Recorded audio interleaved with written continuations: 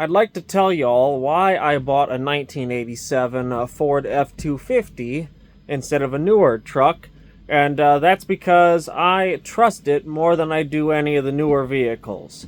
Except for something with an LS in it, but that wasn't quite in the budget, no. A 6.9 IDI Ford F-250 was definitely in the budget, and an LS truck that was worth keeping was not in the budget.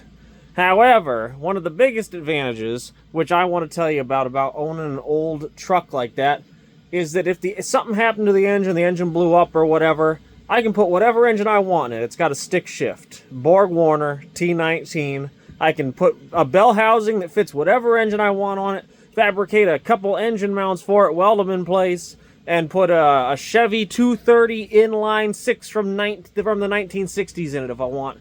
And that transmission and the clutch and everything will all marry up. It's a regular old 10-spline input shaft.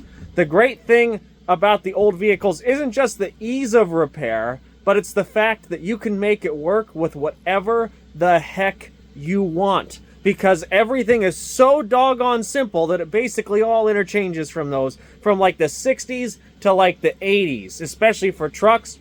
You know, somewhere in the 80s, the cars started becoming front-wheel drive, blah, blah, blah. But trucks, for sure, anything rear-wheel drive from back then, and with a stick shift, basically everything just bolts together. You might have to weld a couple engine mounts in. And that is why I love the old iron, is because it's insanely easy to keep it working. And you know, you might say, well, it's less reliable than the new stuff. Well, I don't feel that way about the diesel. I think the 6.9 IDI is just as reliable as an LS. It doesn't make the power the LS does. Doesn't have the fun factor or the cool factor, I guess. But it is as simple as it gets. Fully mechanical injection, no computers whatsoever. And that is what I love.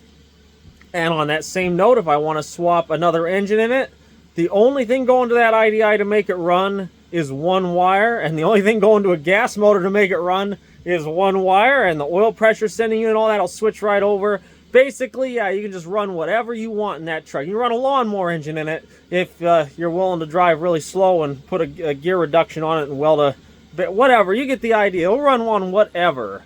And I love that about the old iron, and that is why I didn't just want a truck for here on the homestead to move gravel and stuff, but I also would like a truck that might last me 10 or 20 years, so I found a nice rust-free example. I'll make a long-form video about the truck, don't you worry. It's in great condition, and I'm real proud of it.